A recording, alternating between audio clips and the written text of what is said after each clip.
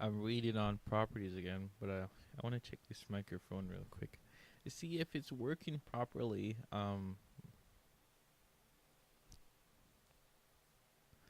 One, two, three. It works. Well, I don't know. I feel like there's an echo. I don't know. I can listen to what's being said. Go to this. All right.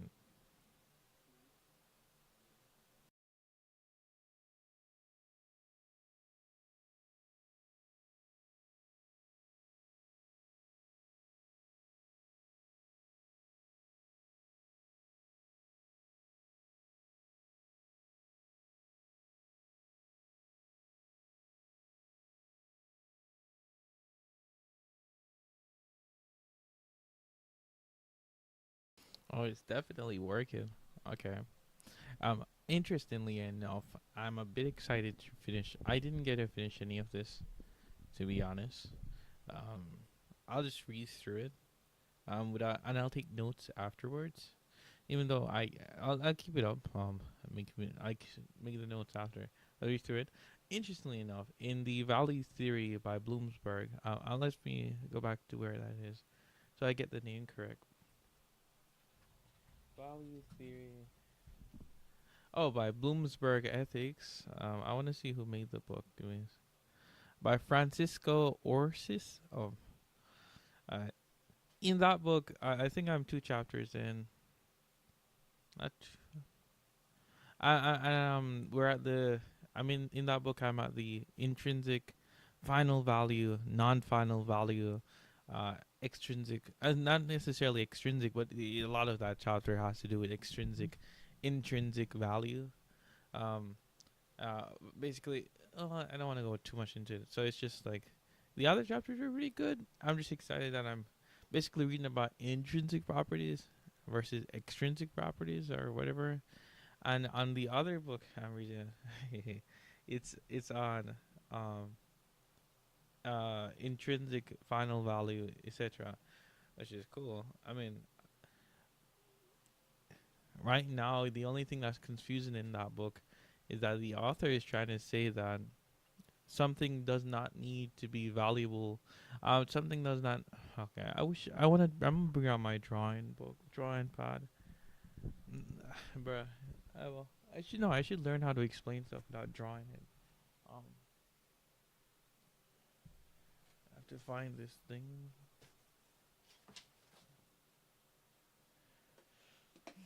bruh.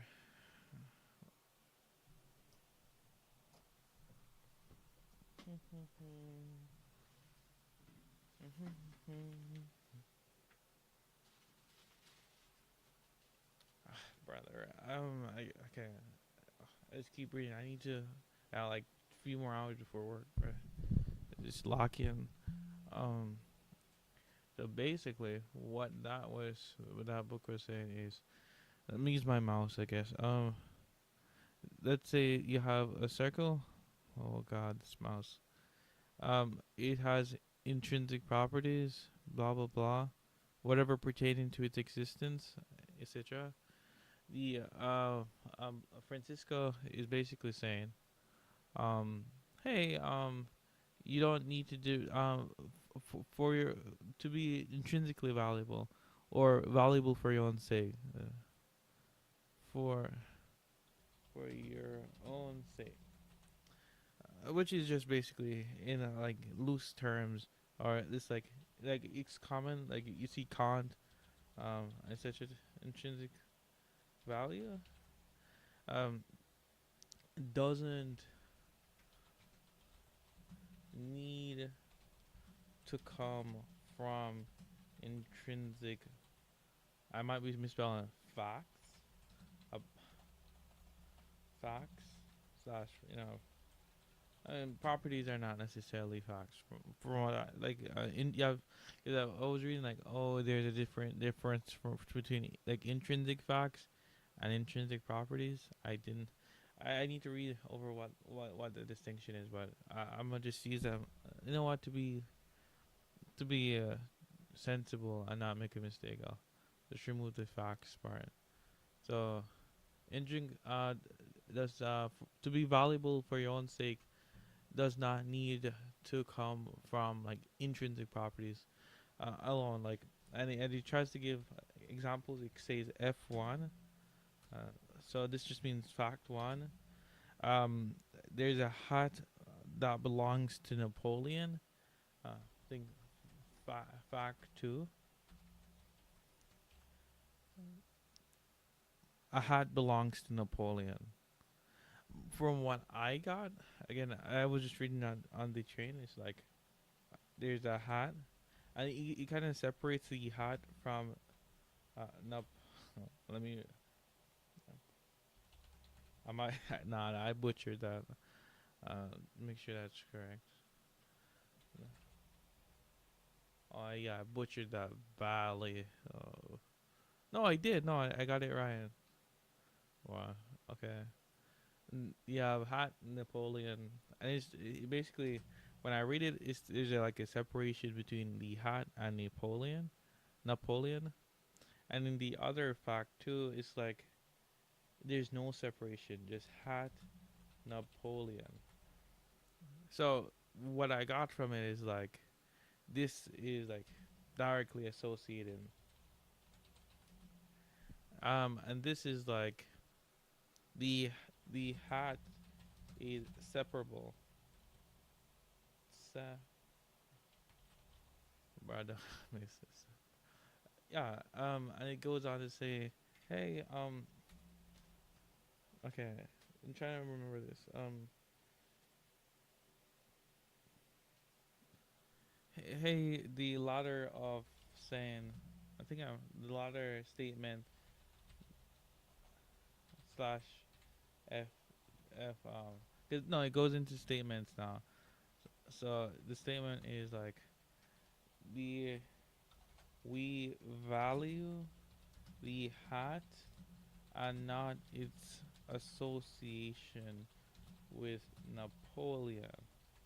The author was like arguing, hey, there was a prior statement to that, but basically on this specific statement, he's like, hey, I don't really know. Like I'm confused. Like, is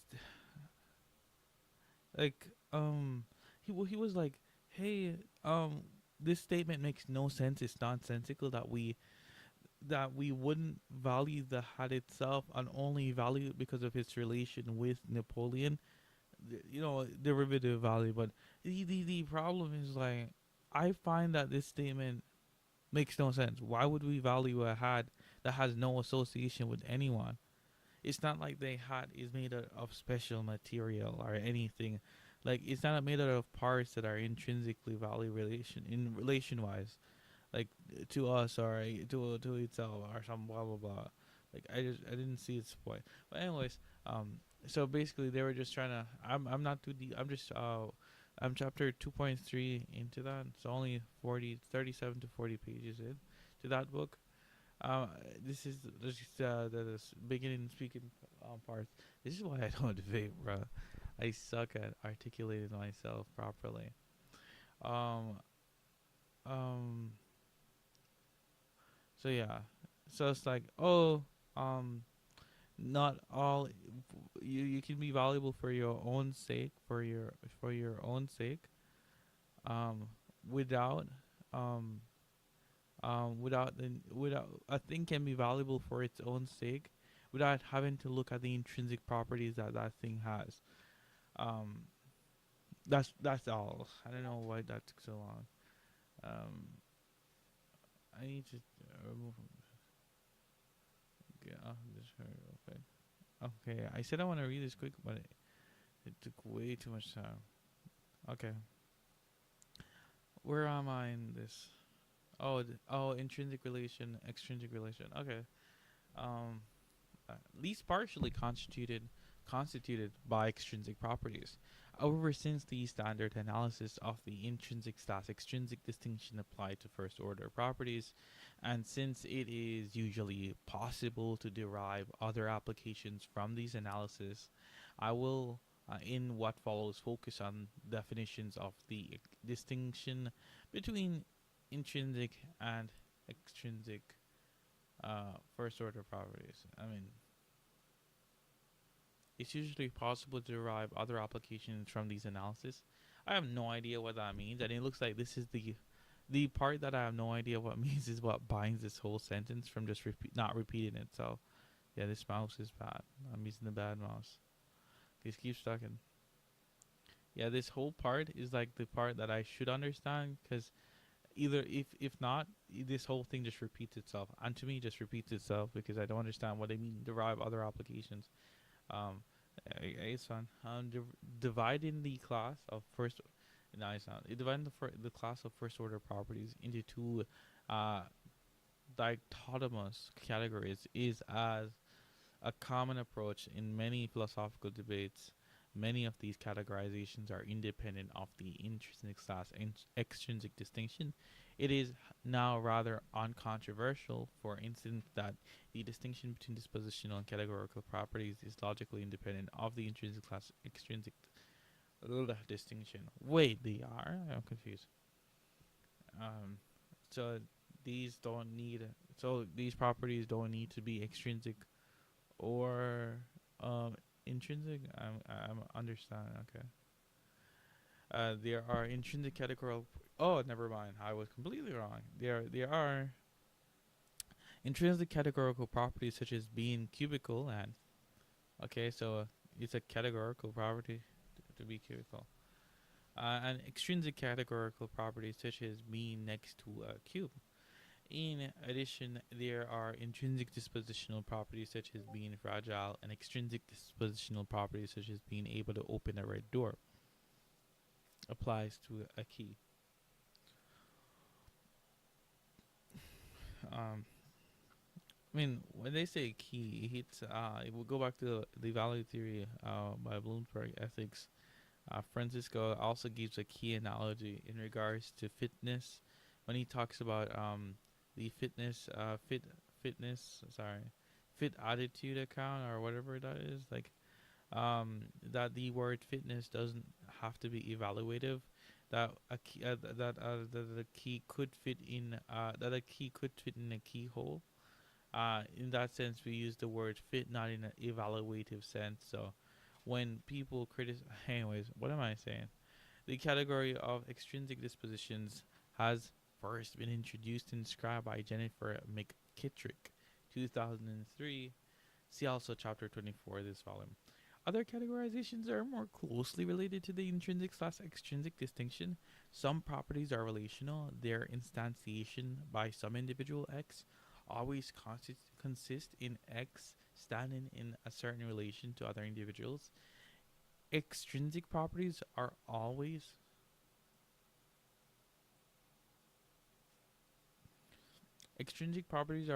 relational in this sense. For instance, an individual's instantiating the extrinsic property of having two children consists in her standing in a certain relation to the individual that are her children. However, some intrinsic properties are also relational. For instance, the property of having a broken leg is intuitively the broken isn't the broken leg locally intrinsic.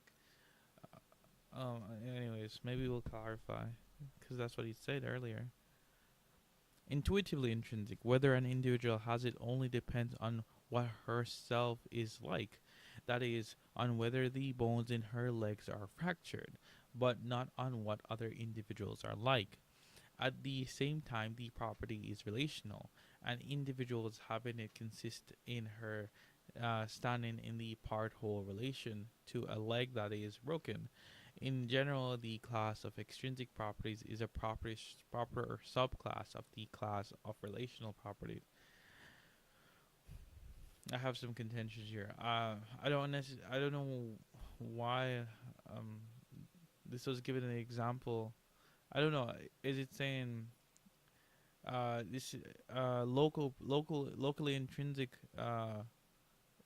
locally intrinsic things are also intrinsically relational? I don't necessarily see. I'm confused a bit. I know. Yeah, I'm confused. I'll actually, I'll input the thing into AI and ask for further clarification because I don't see. why why and the example used for another example is being used as the example for another concept. Um, I mean, again, um, just to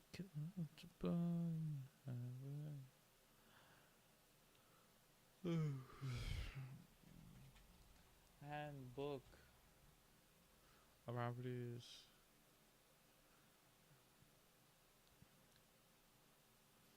In this book, there's like parts whereby, specifically in the intrinsic slash extrinsic distinction um, chapter, it uses the broken leg example, from what I know, to explain locally intrinsic relations, right? But I guess the word relation there suppose some sort of extrinsic thing. But basically, what I'm asking is, um, why is a broken leg an an intrinsic relation? From what I can recall, what it said. Having a leg. So sorry, you're saying the intrinsic property is relational, but I swear they use the same example of a broken leg for locally intrinsic things. What's the what am I getting confused about? What's the distinction, or what's the meaning of locally intrinsic versus our contrast that off to um intrinsic relations? Oh, she's just nobody's girl. And she told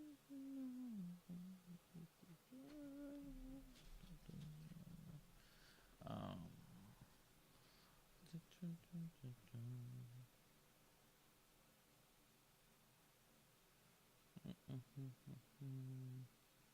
I'll see what it says. Put on thinking mode.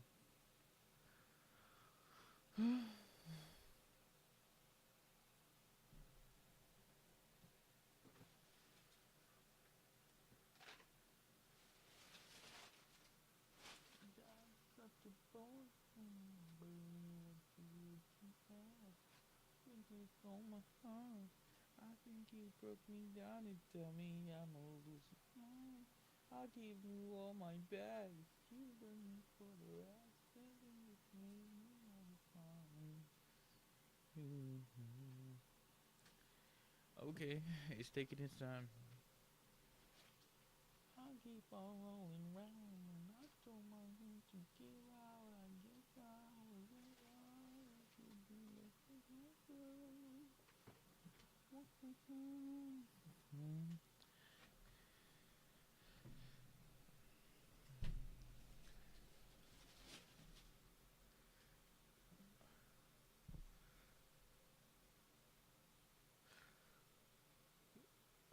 Oh, there you go. Time to be properly dismantled by AI for my confusion. Victim, you're mixing up two. I'll make it. I'll just make you read it. There's no need to embarrass myself. They can embarrass me for all I.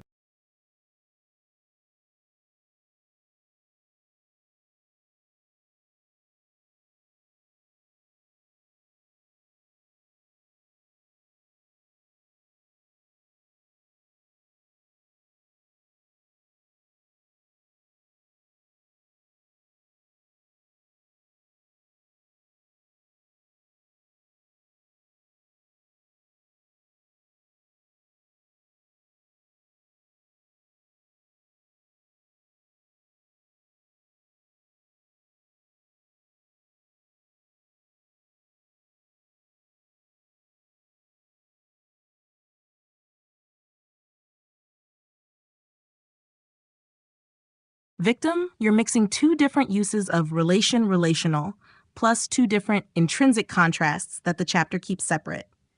Number one, relational property, extrinsic property. In the chapter, a relational property is just a monadic property whose instantiation consists in standing in some relation to something. Hoffman-Kolse explicitly says, extrinsic properties are always relational, e.g., having two children involves standing in a parent-child relation. But some intrinsic properties are also relational, and having a broken leg is the example. Omatically mean extrinsic. Number 2, why having a broken leg can be intrinsic even though it's relational. The thought is, it's intrinsic because whether you have it only depends on what you yourself are like, the fracture status of the bones in your leg, not on what other, wholly separate individuals are like. It's relational Bika unpacking. Your having it consists in your standing in a part-whole relation to a leg that is broken. So the key move is, the relata here can be you and Y, own parts don't automatically make something extrinsic. A quick slogan, extrinsic depends on outside individuals. Relational can be analyzed using a relation, including to your parts. Number 3, locally intrinsic versus intrinsic relation, different contrasts. A, locally intrinsic versus locally extrinsic. A property can be had in different ways. Hoffman-Coles distinguishes the local version from the global version. Local talks about how a property is had by a particular individual. Example, being cubical or next to a cube is had intrinsically by a cube, so locally intrinsic there, but had extrinsically by a non-cube that's next to a cube, so locally extrinsic there. Global talks about whether the property is always had intrinsically whenever it across the board. So locally intrinsic is about a property's mode of instantiation in a case. B, intrinsic relations versus ex-ute relations themselves. Separately, she notes you can classify relations, 2-place, 3-place, etc., as intrinsic, extrinsic. Open quote, a binary relation R is intrinsic if whether X and Y stand in R doesn't depend on what individuals other than X and Y are like, otherwise it's extrinsic. Close quote. That's not the same topic as locally intrinsic properties. It's a different target, relations, not monadic properties. Where you were hearing, broken leg is relational, and thinking, so it must be extrinsic, but the chapter blocks that inference. Intrinsic properties can still be relational. Locally intrinsic and thinking it means intrinsic relation, but those are two different frameworks. Locally intrinsic equals how a property is had in a CAS, whether a relation depends only on its relata or also on outsiders. A clean way to keep them apart. Relational versus non-relational. Does instantiating this monadic property amount to standing in some relation, maybe to parts? Intrinsic versus extrinsic. GL require facts about wholly distinct individuals? Locally intrinsic versus locally extrinsic. In this case, is it had in virtue of the bearer's own nature or in virtue of its relations? Intrinsic relation versus extrinsic relation. Does whether X bears R to Y depend only on XY or also on others? If you tell me which internal passage you mean, page number or a quote, I can map it onto this grid and show exactly which box it belongs in. Okay, so it looks like I was completely off. It's okay. For instance, the property of having a broken leg is intuitively intrinsic. Whether an individual has it only depends on whether herself is like, that is, on whether the bone in one of her leg are fractured, but not on what other individuals are like. At the same time, the property is relational, and individuals having it consist in her standing in the part-whole relation to a leg that is broken. In general, the case of extrinsic properties is a proper class, a proper subclass of the class of relational properties. Some authors argue that one can exploit this relation and define a property as extrinsic if and only if it is relational and satisfies some further condition. The basic idea here is that the instantiation of an extrinsic property by an individual X does not only consist in X standing in a certain relation to arbitrary individuals, but to individuals that are wholly distinct from X. Francis Scott, 1999, Hoffman, Coles, 2010, Karmara, 1988. However, whether this approach leads to an adequate analysis of intrinsic/extrinsic distinction is controversial. In any case, the distinction between relational and non-relational properties without further conditions or assumptions cannot simply be equated with the intrinsic/extrinsic distinction. Another closely related categorization of properties is what is often called the local version of the intrinsic/extrinsic distinction. This distinction can be illustrated by the following example. The disjunctive property of being cubical or next to a cube is intrinsically had by cubical individuals and extrinsically had by individuals that are next to a cube. This means that it is locally intrinsic to cubical individuals and locally extrinsic to individuals that are next to a cube. Note that local versions of intrinsic/extrinsic distinctions is not exclusive, and that a property can be had both intrinsically and extrinsically um, by the same individual at the same time. The notion categorized by the intuitive definition given at the beginning is usually called the global version of the intrinsic/extrinsic distinction. The property of being cubical or next to a cube is globally extrinsic, since it is not the case that all individuals have in it instantiated it in virtue of what they are like in themselves. Some individuals instantiate it in virtue of being next to a cube.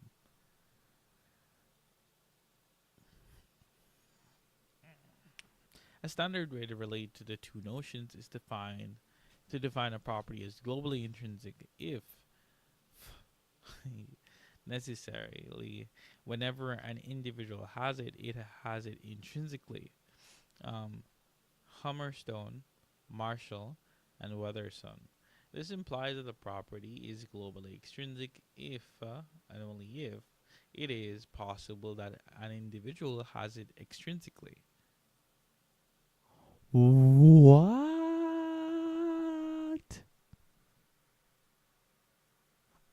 Give me a second to go back to my notes real quick.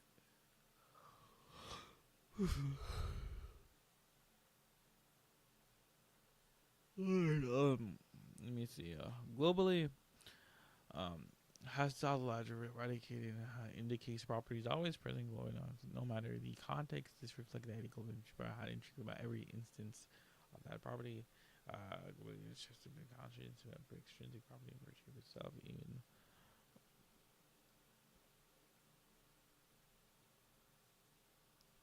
dash line showing complete arch context only if we dash line property glows under their context illustrating how specific objects may have extrinsic properties in virtue of itself, even though the properties are intrinsically okay. Um,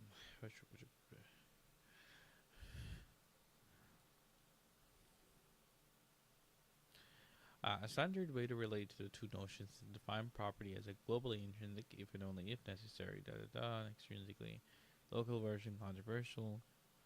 Well, argues, for instance, that there is a reason to be skeptical about this close inter definitional relationship, and that local versions of the intrinsic/extrinsic distinction can do more explanatory work than global versions.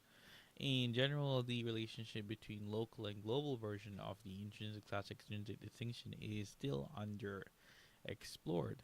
In what follows, I will focus on the global version, duplication account of intrinsicality. Lewis has famously argued that the intrinsic/extrinsic distinction is closely related to the distinction between natural and non-natural properties. See chapter 4 and 29, this volume, close bracket. He assumes that some properties are perfectly natural and that these perfectly natural properties are always intrinsic. However, the opposite is not true. There are intrinsic properties that are not perfectly natural. For instance, the disjunctive property of being red or cubical. Lewis, 1983, page 355 to page 358, 1986.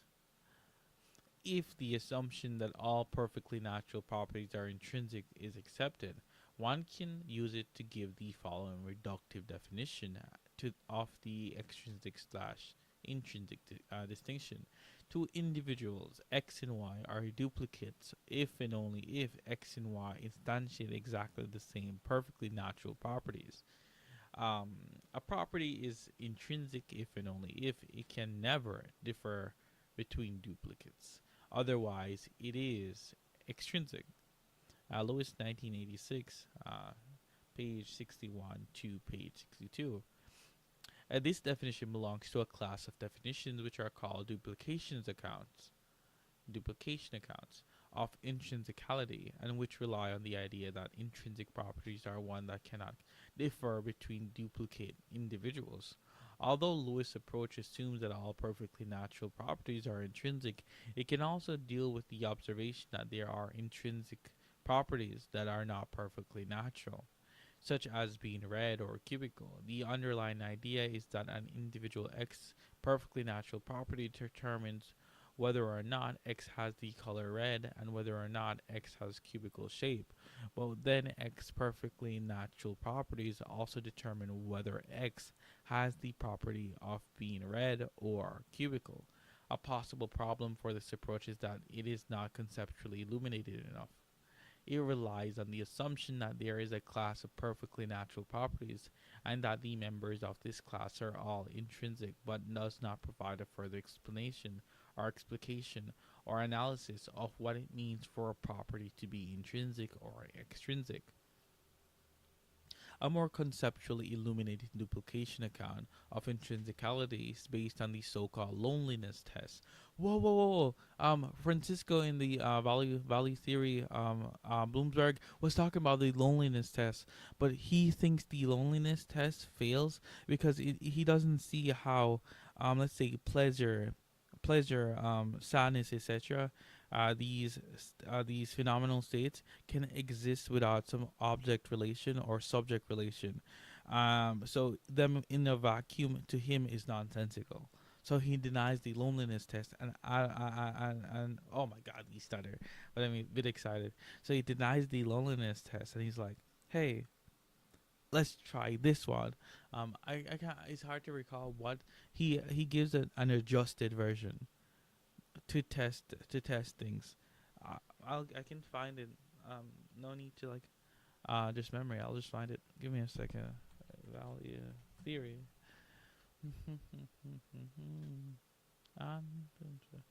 Loneliness test.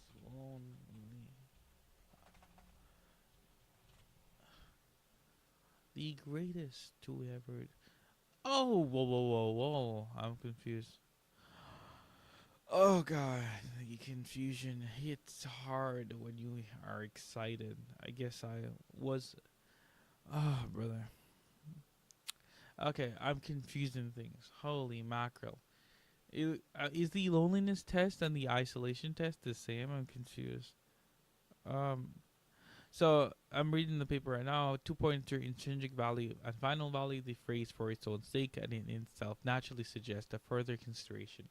What makes these things finally valuable must somehow be found in the valuable thing, rather than in something totally or partially outside it. This is why such values have historically been called intrinsic, and therefore contrasted with extrinsic ones. And G.E. Moore so defined intrinsic value to say that a kind of value is intrinsic means merely that the question whether a thing possesses it, and in what degree it possesses it, depends solely on the intrinsic nature of the thing in question. And in order to determine what has intrinsic value, he devised the so-called isolation test. It is necessary to consider what things are like, what things are such if they existed by themselves. Um, in absolute isolation. We should yet judge their existence to be good. Now, certain things just cannot exist in absolute isolation. Example, states of pleasure necessarily has a subject and at least for some sort of pleasures, an object what it is pleasure at. So the test seems unserviceable. As it stands, we cannot coherently imagine a world containing states of pleasures, but no subjects and no objects of those pleasures. However, in the light of Moore's definition of intrinsic value, we can propose an amendment to the isolation test. In order to determine intrinsic value of x, we have to focus on X intrinsic nature alone, and on that basis see if we judge X to be good. Presumably, this is something we can do with pleasure and other states. For instance, Kant goodwill is that to keep its value regardless of any relation to action it may or may not originate. For a classical hedonist, it is the intrinsic qualities of pleasures, such as their sensory qualities, intensity, or duration, which determines their value. If I feel good because I think I have won the lottery, then my state has the same intrinsic value, whether in fact I have or have not won the lottery. An intrinsic value can belong, of course, also to goods, etc. Example, the beauty of works of art, um, whose intrinsic nature is a matter of certain relations among different parts. Say colors and shape, certain being in a certain arrangement. Such relations make up the work of art for what it is. In this sense, they are internal as opposed to external relations, such as the fact that the work of art provokes emotional experience to the viewer, or that it is a unique piece of initiation.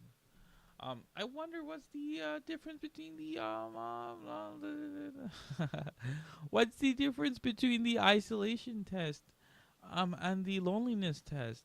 Um, I'm sure there's a clear difference, but um, I just want to know. I'll send you the text that talks about it. The isolation test. Um, here. If there's no difference, tell me. I'm asking AI. Sometimes AI is pretty good. When it has the book attached, and you are specifically reading it, don't hit on it too much. To do, I know I can look past these things that make you who you are today. Victim, there's a clear difference, but people often blur it because both are imagined the thing without its usual connections. Isolation tests more. What it's trying to test is whether something has intrinsic value grounded entirely in the thing's intrinsic nature. How it works, you isolate the candidates from everything else and ask if it existed by itself, or if we consider only its intrinsic features, would it would its existence still be good? In strict form, imagine it in absolute isolation. In the amended form, because a lot of things can't literally exist on its own, focus only on the thing's intrinsic nature and judge its goodness based on that basis. So isolation is mainly a metaphysical location filter. Are value makers making features inside the thing, or do they depend on outside relations? Um, the loneliness test. Different authors use it slightly differently. What is trying to test whether something is valuable for its own sake, has final value. Wait.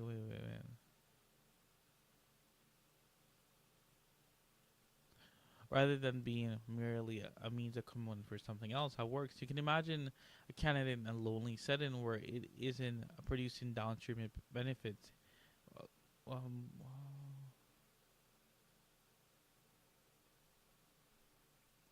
excuse.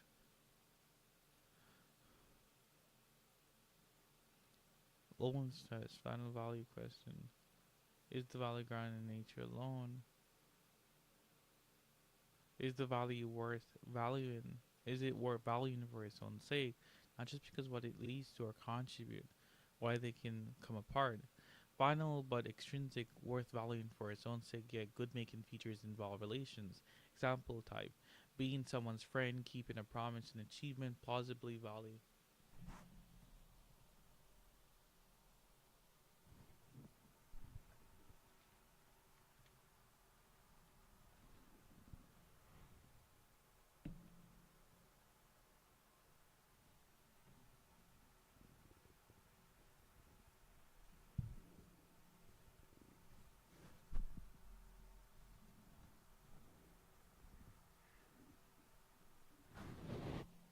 Okay. My final example type: a pleasant experience, treatment by views. Good author might still treat it as valuable insofar as it supports larger life. No overlap more specifically rather than together but conceptual isolation test. Final only targets final, non-final value, etc. Okay, that makes sense. Um, it looks like I messed up again, bruh. I mean, when I hear isolation and loneliness, I thought my mind just put them together instead of like separating the meanings and the. Well, I didn't read about the isolation test. Intrinsic, perfect natural members of the class. Where is duplication? Duplication, intrinsic natural properties, turn properties, not possible problem for approach. Right, this classical assumption, the explicit, a more conceptually limited multiplication plastic paper. Where am I, bro? Oh, there you go. What? Loneliness. Loneliness state, later developed by Lewis in a joint paper with Langtod. The intuition underlying this test is that the instantiation or non-instantiation of an intrinsic property by some individual X does not have any implication for the existence of any individuals other than X. Consequently, intrinsic properties can be had or lacked by individuals independently of whether they are lonely or accompanied in the following technical sense. An individual is accompanied if and only if it coexists with the contingent individual, completely distinct from itself, and lonely if and only if it is not accompanied. A property passes the loneliness test if and only if it satisfies the following definition: independence of whoa, brother. Um, Let me just look up how to pronounce that, okay? How do I pronounce this? Accompaniment. Accompaniment. Okay, accompaniment. Accompaniment if and only if the following four conditions are satisfied. A. A lonely individual can have P. B. An accompanied individual can have P. A lonely individual cannot have negative P.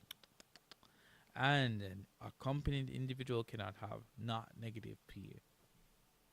Bro, I'm about to curse, but what does this mean? I'll use my. Let me activate critical thinking skills. A lonely individual can have P. An accompanied individual can have P. A lonely individual can. Oh, so basically, what I'm getting is X. Bro, this my. I want to use my drawing tablet so bad, and I saw it. So let's say X has circle. A lonely individual, accompanied individual. Say Y is an accompanied individual. I don't really know what accompanied means here, but let's say that this accompanied individual has like the same thing exactly. Um, then we look at the list too. So let's say X. Well, the word can here is messing me up, but it's okay. So let's say it also has a box. Let's say the accompanying individual also has a box. They generate the same list of I don't even want to call these you generate the same list I generate the same list. Let's just say that. They're coinitential. Many intrinsic properties pass the loneliness test. Being cubical is independent of accompaniment, since it can be instantiated by lonely as well. Okay. And the same applies to its negation. The disjunctive intrinsic property of being red or cubical is also independent of accompaniment. Wait. By accompaniment, they just do they mean that X needs this property because it needs to be in relation to an accompanied individual. So for X to instantiate a certain property, it must be the case that Y is also there. I don't know. Maybe it's not. Um, I don't know. I might be tweaking. What's going on? Many intrinsic properties of loneliness accompanied by individual apply negation. But being read is could also individual combination. By contrast, the extrinsic properties of having children is not independent of accompaniment, since it cannot be instantiated by lonely individuals. Oh wait.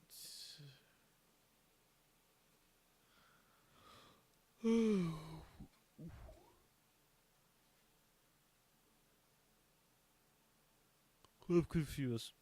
By contrast, the extrinsic property of having children is not independent of accompaniment. Of course. Oh, okay. I understand.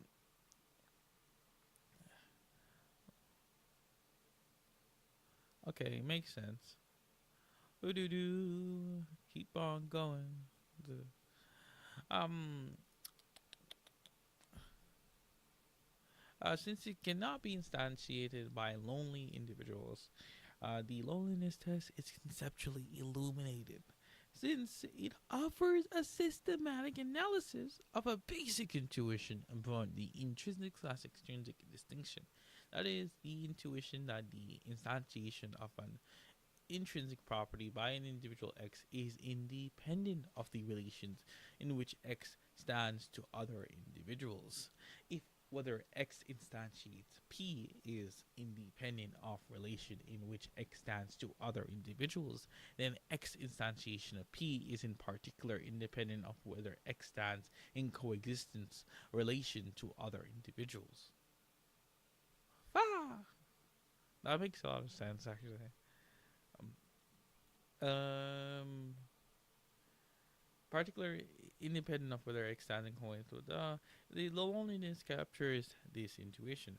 However, the loneliness test cannot be considered an adequate reductive definition of intrinsicality.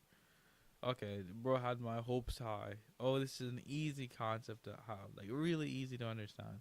Oh, this test is so nice, and just to tell me that this shit ain't good. Come on, man. Had my hopes high so you could destroy it. This is not considered adequate.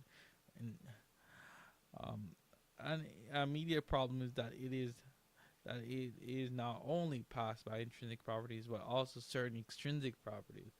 Bah! The property of being either cubical or and lonely or else non-cubical and accompanied is intuitively extrinsic, since at least some individuals have it in virtue of standing in the coexistence relation to other individuals. But it is independent of accompaniment. A lonely cube has it, and an accompanied non-cubical individual also has it. That is, a condition A and B are satisfied. Moreover, a lonely non-cubical individual lacks it, and so does the accompanied cube. That is, conditions C and D are also satisfied. Now, what does this mean? I'm gonna look this up before going to my bed, but what does this sentence mean? I have no idea. I tried to like, oh, I can good pump through this. It's a good one. Yeah, I don't get it, brother. I get it in the sense that if I think harder, I'll understand it. But hey, why do you need to think? Just kidding. Um, from the book here. Sometimes I give you handbook of properties.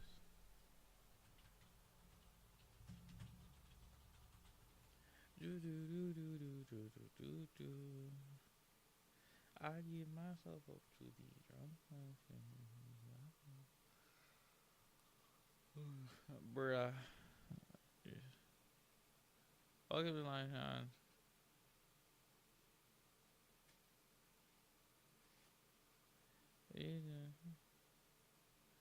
Um, let's see what it says. Well, never mind. The book ain't even loaded yet. That's crazy, man. I need to go sleep real soon, or am I getting in trouble? I got work. When I told you to change the thing that made you who you are today, I guess it's fine to speak of different things you'll never be. I will find yourself alive in a different dimension last week. I notice you don't ever ask me. You always go someone else these days, nights don't break it to your brain. someplace too far away. I need you. Or it's gonna take forever, man. Okay, victim. There are different tests aimed at different intrinsic slash extrinsic topics. They use isolation styles fluently. Oh my god, you dumb AI! I never asked if they're the same. I understand that there's a difference between the loneliness test and the isolation test. I'm asking you, what does this paragraph mean? And I told you this. I'm not asking for a further illumination of the definitions. Are different tests. Holy man. I'll still read it though, cause I'm a goblin. Isolate the perk, cause I'm a goblin. Moore's isolation test value theory. The passage you posted earlier, Moore's isolation test is a tool for figuring out intrinsic value, roughly whether something would still be good if it existed by itself, i.e., when you abstract away from everything outside it, focus on its intrinsic nature. So it's about value, goodness, and where the value making features are located inside the things are partly outside of it. Langton, Lewis Lonely test, metaphysics of properties, buddy, metaphysics of properties. I love that it included that. He's just like, Victim, yeah, I think you're a bit stupid because you don't understand. These are like different things. You're talking about value theory and one about some metaphysics, bro. Get to it. Okay. In the metaphysics of properties, in the intrinsic extrinsic chapter, the loneliness test is a proposed way to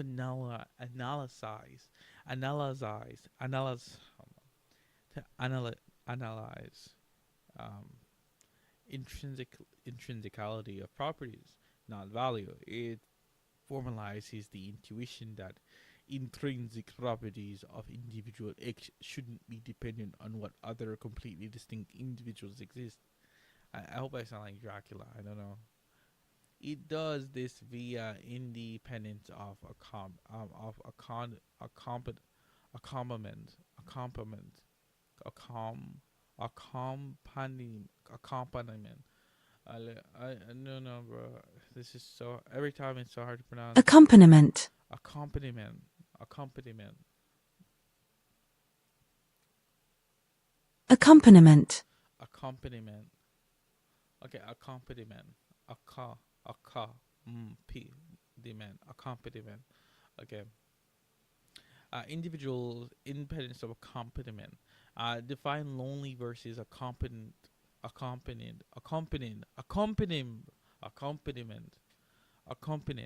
Okay, accompaniment. Define lonely versus accompanied in terms of whether X coexists with some contingent individual completely distinct from it. Then requires that a property P can be had or slash lacked both when lonely and when accompanied. Condition A and D. Property P can be lacked, P have slash lack both when lonely and when accompanied. Crucially, the text immediately says that loneliness test is not adequate reductive definition of intrinsicality, because some extrinsic properties pass it too. Cubical and lonely, or else non-cubical and accompanied cases. The clean difference is in one line. Isolation text asks whether something is good in itself, whether you strip away external context. A test for intrinsic value. Loneliness test asks whether a property is independent of whether its bearer is lonely or coexistent with other distinct individuals. A test for intrinsic properties via independence of accompaniment. Why names temp confuse? Imagine away other stuff, but more is imagine away other stuff. Test value Langton view or varying whether other distinct individuals exist to test property dependence. Oh my god! And that was a nice read, Mr. ChatGPT or who but I never wanted like a distinction between these two. Sorry, but you already explained this to me before, right? I'm not going insane, but I just wanted you to clarify on what the paragraph meant, not on if We're talking about Moore's value theory in regards to imagining things away and seeing whether or not something is intrinsically good by its nature, right? Right? I wasn't talking about that. I specifically sent you a specific part of a book along with the book itself to explain a specific part of this, like part that I've sent you. Maybe I need further clarification. That's it. Thank you for the like information on distinctions between these two tests. I really appreciate it, but that's not what I asked for. This is what I think. I don't know. I imagine this is what like a divorcee, marriage, like schizophrenic relation. Speaking to this AI, like bro, God, God is thanks for just slowing us down. You're not going insane. You're right. You were not asking for Moore's value theory or a comparison of tests. You were asking what exactly is this paragraph saying about loneliness test and why does the cubicle example matter. So let's unpack the paragraph you sent line by line and say what is doing, not changing the topic. The paragraph has two goals. One, explain why the loneliness test captures a real intuition about intrinsicality. Explain why the intuition is insufficient as full definition of intrinsicality. So it's a partial vindication plus partial rejection. Step one, what intuition the loneliness test captures. So we go back to the original paragraph, which is the intuition that the instantiation of an intrinsic property of an individual X is independent of the relations in which X stands to other properties. God, oh my God, dude. Individuals. Oh my God, bro. That's such a blunder. Um, this is core intuition behind intrinsic properties. If a property is intrinsic, whether X has it should not depend on what other wholly distinct individuals exist or how X relates to them. That's all the sentence is saying. Holy, bro. Okay, I get it. I need to better how I'm understanding stuff. Nothing fancy, victim. Nothing fancy. Why is it talking to me like this? Step two, why loneliness is irrelevant. If whether X instantiates P is independent of the relation in which X stands to other individuals, then X instantiate P is in particular independent of whether X stands in coexistence or relation to other individuals. This is logically narrowing. Relation to other individuals include coexistence, whether others are around at all. So if a property is intrinsic, it shouldn't flip just because X is lonely versus accompanied. That's why the test focuses on loneliness specifically. It is minimally way of varying relations to others. Step 3. What the loneliness test actually checks. The loneliness test captures this intuition, meaning the test formalizes the idea can have P both when lonely and when accompanied. Can X lack P when both when lonely and accompanied? If yes, the property is independent of accompaniment. So far, everything's going well. Step 4. The problem. Passing doesn't equal being intrinsic. Now comes the important move, however. The loneliness test cannot be considered an adequate reductive definition of intrinsicality. This is the key claim. Why? Because independence of accompaniment is too weak. Step 5, counterexample. This is the heart of your confusion. The property of being either cubical or lonely or else non-cubical and accompanied. Let's call this property P star. Property star equals cubical and lonely or cubical or non-cubical and accompanied. Now check what happens. A lonely cube has property star and an accompanied non-cube has property star. A lonely non-cube has property star. An accompanied cube has property star. So this property star can be had when lonely, can be had when accompanied, can be had when lonely, can be had when accompanied. It passes the loneliness test perfectly. Why this matters, despite passing the intuitively extrinsic, P star is intuitively intrinsic. Why? Because some individuals have it because of accompaniment, others has it because of loneliness. So even though true value of X has P star, doesn't track accompaniment uniformly, the grounds for it having so do. The key insight, the exact moral of the text in plain English. Independence of lowliness captures something important about intrinsic properties, but it's not enough. A property can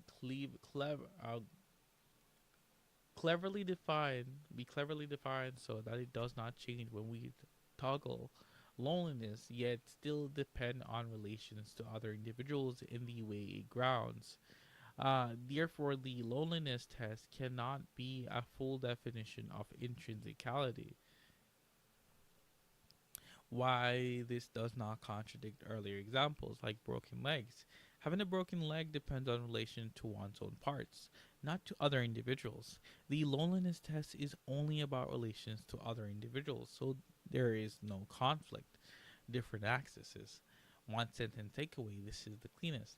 Loneliness text tracks independence from coexistence, but intrinsicality requires independence from relational grounding altogether, and those come apart.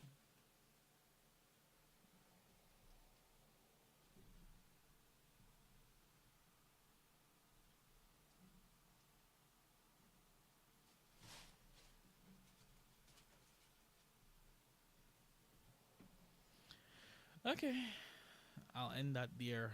Um, I'll continue later. Maybe at the same